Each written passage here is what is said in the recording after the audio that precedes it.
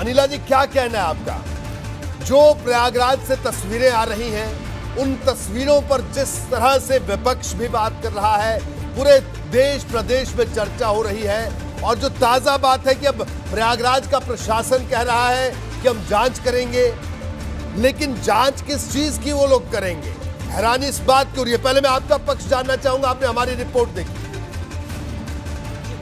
दो चीजें हैं, एक तो ये है कि गंगा के किनारे जो शव दफनाए गए हैं, एक वो विषय है। दूसरा विषय ये है कि उसके ऊपर जो चद्दर है वो हटाई गई है। तो जांच जो होगी वो इस चीज की होगी कि भाई क्यों, किस लिए ये हटाई गई, इसका कारण क्या है, और वो पूरी रिपोर्ट सामने आएगी, जैसे कि एक पूरी प्रक्रिया होती है। और वो रिपोर्ट आए उससे पहले मेरा कोई टीका टिप्पणी करना यहाँ पे उचित नहीं होगा। मैं उन प्रवक्ताओं में से नहीं हूँ कि मैं ये कह दूं कि भाई ये अपोजिशन वाले करवा रहे हैं, नहीं करवा रहे हैं, पुलिस वाला शायद चेक करने के लिए वहां चला गया था। मैं हाइपोथेटिकल केस बिल्कुल यहाँ नहीं बनाना चाहूंगी। जांच हो जाएगी, तथ्य सामने आ जाएंगे। दूसरी बात, लाशें दफनाने का जहां तक विषय है, ये कोई आज का तो नहीं, हाँ अनंत काल से ये हो रहा है।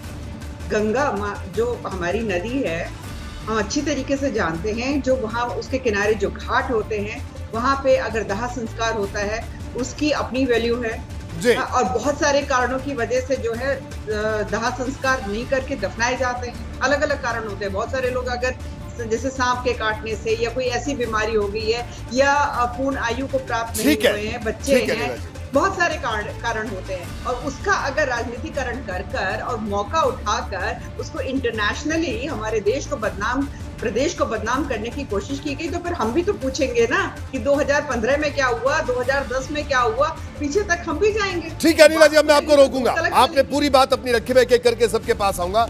अब मैं जूही सिंह जी के पास चलूंगा। जूही सिंह जी, क्या कहना आपका? अनिला जी को आपने सुना, हमारी रिपोर्ट आपने देखी। रोहित जी, तस्वीरें बोलती हैं, और आपको साधुवाद की इस तरह की तस्वीरें आपने पब्लिक डोमेन में डाली।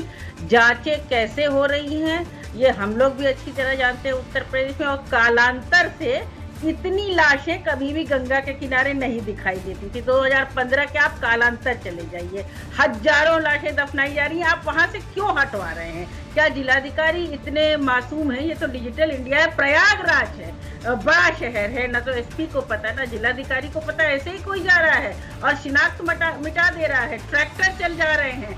आप संदेहास्पद कदम उठा रहे हैं, इसलिए आपके ऊपर प्रश्न चिन्ह उठ रहा है। आपकी जांच कौन कर रहा है? क्या जिलाधिकारी की जांच आपके लोअर के मातहत करेंगे? उन्नाव में भी जिलाधिकारी का इसी तरह बयान आया था कि ऐसा कुछ नहीं होता, कालांतर से ऐसा चला रहा है। भाई मतलब कुछ तो समझिए, संवेदनहीन, और आपकी कार्यप्रणाली पे ये प्रश्न उठे आज के दिन में, जबकि जिम्मेदारी से सरकार को काम करना चाहिए।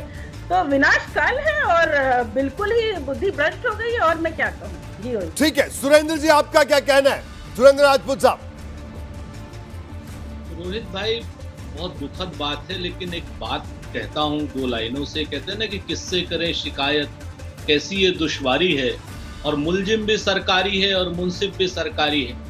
आप इस चीज को देखिए ना कि आप ये 2015, 2010 आप चले जाइए, आप श्रृंगेर ऋषि और क्या नाम राजा केवट और राजा राम के समय तक दफनाई जाती रही हूँ। लेकिन मुझे तो ये बता दीजिए ना कि राम नामी चद्दर या कफन कब नोचे गए हैं सरकारों, किस सरकार ने नोचे?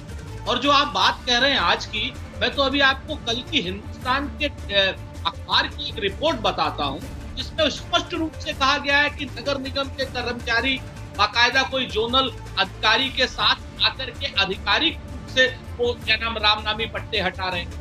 आज तक ये हिंदुत्व की रक्षा करने वाली सरकार हिंदुत्व के ठेकेदारों के साथ मिल करके कफन कब से नोचने लग गए? बाकी चीजें तो छोड़ दीजिए, बाकी तो तमाम चीजें आपने बहुत बार उठाई हैं, और हम लोग भी बहुत बार उठा रहे हैं कि दाह संस्कार क्यों नहीं हो रहा है। दाह संस्कार अगर नहीं हो रहा है तो ये सारी की सारी क्या नाम शव है, ये योनि में पहुंच जाएंगे अगर इनका उचित तरीके से संस्कारित तरीके से संस्कार होगा। आप लेकिन इस चीज को देखिए कि 3 दिन से लगातार 30 बयान बदल रही है सरकार।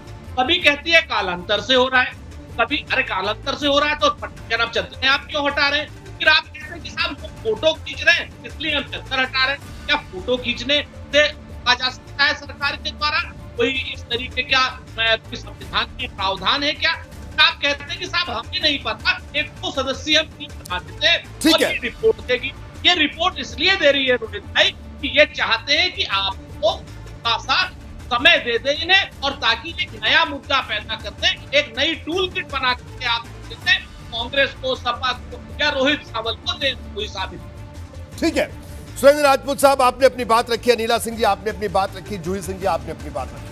हमने एक रिपोर्ट दिखाई, मेरे साथ मेरे संवाददाता मोहम्मद मोइन मौजूद है जो कि खुद ग्राउंड पर गए। मोहम्मद मोइन, दो बातें देखिए, हमारा जो सवाल है, जो बात हमें चुभी वो बात ये कि ठीक है, एक बात यह है कि वहां पर लाशें दफनाई जाती थी पहले भी, लेकिन जिस तादाद में अब ये स्थिति है उतनी तादाद में पहले लाशें नहीं दबाई जाती थी। मोहम्मद मोइन, एक तो इस सवाल का जवाब दीजिए, और दूसरी सवाल ये कि आज प्रशासन कह रहा है हम जांच करेंगे, 4 दिन में रिपोर्ट देंगे, और एक शख्स नीली टी शर्ट पहने वहां पर चादरें हटा रहा है, 2 पुलिस वाले उसकी बगल में खड़े हैं। ये हम नहीं, तस्वीरें कह रही हैं। किस चीज की जांच पुलिस प्रशासन करेगा? अरे साहब, अपने उन 2 पुलिस के लोगों को बुला लीजिए जिनमें एक शायद दारोगा लग रहा है, उससे पूछ लीजिए क्या उसने ये हटवाई है या ये तस्वीरें क्या है, या इन तस्वीरों को प्रशासन डिनाई करे। मोहम्मद मोइन, आपसे सवाल है। जी बिल्कुल, निश्चित तौर पर कहा जा सकता है कि श्रृंगवेरपुर में शवों को दफनाने की भी परंपरा रही है, लेकिन पहले भी शव दफनाए जाते रहे, लेकिन इक्का दुक्का शव दफनाए जाते थे। मैक्सिमम शवों का यानी 95% से ज्यादा शवों का दाह संस्कार किया जाता था। लेकिन ये पिछले 2 महीने में, खासकर जब कोरोना की दूसरी लहर आई है, तब से जो है गंगा के ठीक किनारे सैकड़ों की संख्या में शव दफन किए गए। अगर पहले गलत नहीं था, अगर अब ये गलत नहीं हुआ, तो सवाल ये है कि फिर प्रशासन ने पाबंदी क्यों लगाई, पुलिस का पहरा क्यों बिठाया, SDRF का पहरा क्यों बिठाया, वहाँ मजिस्ट्रेट की नियुक्ति क्यों की? अगर सब कुछ परंपरा के मुताबिक चल रहा था तो परंपरा के मुताबिक अब भी चलने देते। तो जांच किस चीज की करेगा? वहां पर जो SP गंगापार है, 2 पुलिस वाले खड़े दिख रहे हैं, जो शख्स चादरें हटा रहा है वो दिख रहा है, बताइए। देखिए, सरकारी अमला खुद आरोपों, जी बिल्कुल, सरकारी अमला खुद आरोपों के घेरे में है। साफ तौर पर आरोप लगाए जा रहे हैं कि प्रशासन ने खुद अपने लोगों से ये चादरें हटाई हैं, चुनरी हटाई है, कफन हटवाए हैं। तो जिन पर आरोप लग रहे हैं, अगर वही जांच करेंगे तो जांच किस नतीजे पर पहुंचेगी, कितनी ईमानदारी, निष्पक्षता और पारदर्शिता से जांच होगी, इसका अंदाजा खुद ही लगाया जा सकता है। और शायद जो कहावत है कि तुम्हें, जी बिल्कुल मोइन, आपके पास लौटेंगे, ये आपने बात स्थिति बताई।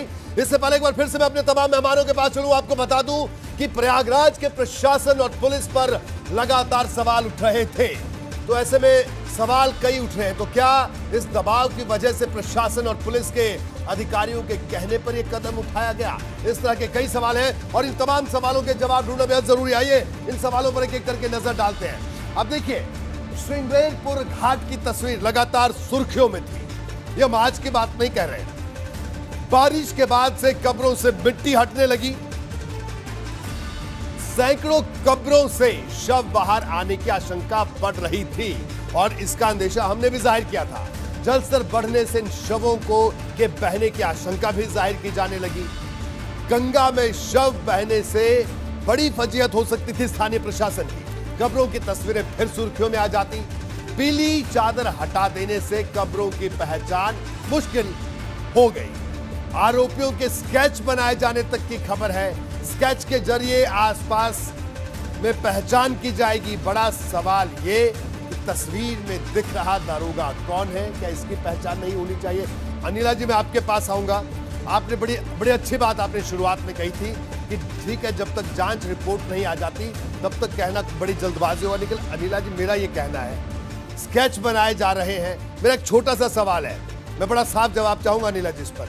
स्केच बना रही है पुलिस, 2 पुलिस वाले तस्वीर में दिख रहे हैं, एक नीली टी शर्ट में आदमी दिख रहा है जो चादरें हटा रहा है। तो किसका स्केच पुलिस बना रही है? क्या ये पुलिस वाले वर्दी में बैठ खड़े हैं तो क्या उनकी आंखें उनको दिखाई नहीं देता? और अगर उनको दिखाई नहीं देता तो पुलिस की वर्दी कैसे पहने हुए हैं? नहीं रोहित जी, पुलिस को खूब अच्छी तरीके से दिखाई देता है। निरंतर हम देख रहे 24/7 जो पुलिस वाले हैं काम भी कर रहे हैं। और इसीलिए जांच की जा रही है ना कि जो जहां पर 2 पुलिस वाले दिखाई दे रहे हैं या जो पीली चद्दर हटा रहे हैं वो क्यों हटाई जा रही हैं। देखिए, इसका उत्तर मुझे अभी भी पता है, परंतु जब तक वो रिपोर्ट नहीं आ जाती है मैं उसके ऊपर कुछ भी टीका टिप्पणी करूं वो ठीक नहीं रहेगा। पर मैं एक बात यहाँ जरूर ये कहना चाहूंगी, मैं सुरेंद्र जी की बात सुन रही थी, मैं इनका बहुत सम्मान करती हूँ, बहुत ही मैच्योर स्पोक्स पर्सन है कांग्रेस पार्टी के, पर अभी जो इन्होंने कहा, हिंदू भी हैं, इन्होंने कहा कि कफन छीन ले रहे। पहली बात तो ये है कि ये कफन नहीं है ना, वो चद्दर जहां वो दफनाए गए उसके ऊपर से वो चद्दर, पीली चद्दर, रामनामी चद्दर डाली गई है। तो जरा फर्क समझिए कि हम आप हिंदू हैं, अच्छी तरीके से जानते हैं कि कफन क्या होता है क्या नहीं होता है।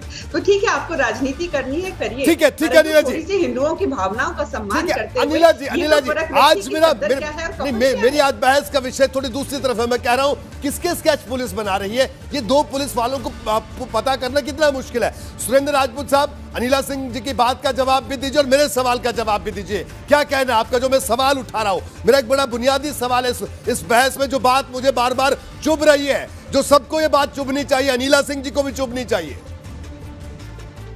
रोहित भाई, आप ऐसा क्यों कर रहे हैं? क्यों बेचारे पुलिस वालों के लिए एसपी और डीएम के पीछे पड़े हुए हैं? सीधे कहिए ना कि जब तक शासन, प्रशासन और मुख्यमंत्री कार्यालय से दबाव नहीं आएगा तो वो लोग ऐसा क्यों करेंगे? आप मुझे बता दीजिए, जो मरने वाले हैं वो भी हिंदू हैं, और जो ये चद्दर हटाने वाले हैं, जो अनिला जी कह रही हैं कि रामनामी चद्दर है, तो रामनामी चद्दर भी तो कफन का हिस्सा ही है। आप समझिए, ये प्रेत योनि में भेजने का काम है। और ये काम कौन कर रही है? हिंदुत्व की और हिंदू धर्म के ठेकेदारों की रक्षा करने वाली ये सरकार। तो आज आप डीएम और एसपी से सवाल मत पूछिए, मेरे पास नाम है उन आदमियों के, ले लीजिए आप, कल का हिंदुस्तान अखबार पढ़ लीजिए, सबके नाम है, कोई नीरज है, कोई कुछ है, कौन सा स्केच आप बनवा रहे?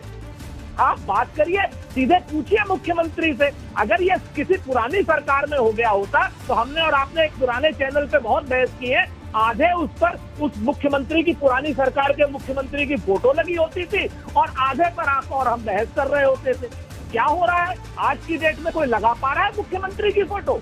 आज की डेट में कोई पूछ पा रहा है मुख्यमंत्री से सवाल कि साहब साफ साफ बात हो रही है, आपके राज्य में इतना गलत काम हो रहा है और आप इस काम पे आंख बंद किए बैठे हैं? आपका सपोर्ट है या आपका विरोध है? और आप जांच किस बात की करा रहे हैं? आदेश किसने दिया था? जैसे वो हाथरस की लड़की को रात में 2 बजे जला दिया गया था, उसी तरीके से ऑर्डर किसने दिया था? क्या डीएम दे सकता था ऑर्डर? ठीक है सुरेंद्र राजपूत साहब, मैं आपको यहाँ पर रोकूंगा। सुरेंद्र राजपूत साहब, मैं आपको रोकूंगा, जूही सिंह जी के पास भी चलेंगे। और मैंने आपकी बात नहीं सुनी, आपने बिल्कुल ठीक कहा। और मैं आपको बता दूं कि हमारा मकसद सवाल पूछना, और बिल्कुल सवाल पूछेंगे, तस्वीर लगाकर भी अगर सवाल पूछना पड़ा तो पूछेंगे। सुरेंद्र राजपूत साहब, ये वही रोहित सावल है जो पत्रकार है, और ये वही सुरेंद्र राजपूत है जो कि एक पार्टी के एक्टिविस्ट है, ये वही जूही सिंह है, वही अनिला सिंह है जो पार्टी के एक्टिविस्ट है। लेकिन जब बात समाज की होगी, जब बात देश की होगी, हमारे प्रदेश की होगी, तो सवाल पूछना लाजमी है। वो चाहे जिस भी तरीके से पूछा जाएगा, जरूर पूछा जाएगा।